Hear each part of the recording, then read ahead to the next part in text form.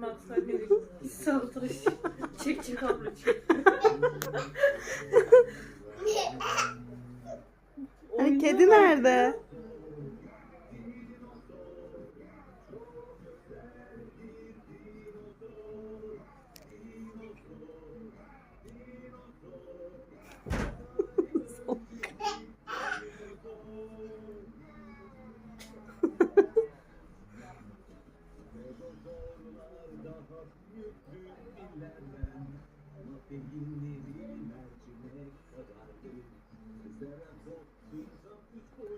Aras hani kedi?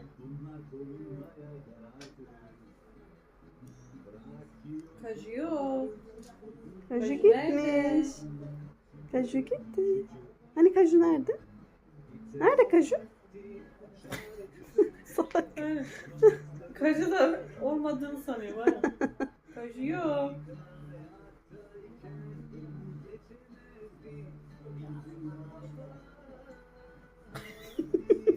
Kaju diyor ki acaba ben yok muyum? Kaju yok. Kaju nerede? Hı? Çocuk ruh hastası mısın? Diyorum Kaju bile şaşırdı. Bu bana niye bir şey yapıyor diye. Kaju yok.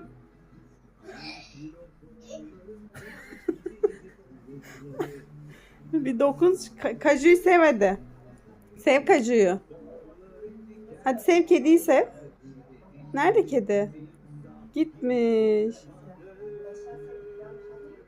Salak. Sevsene kediyi.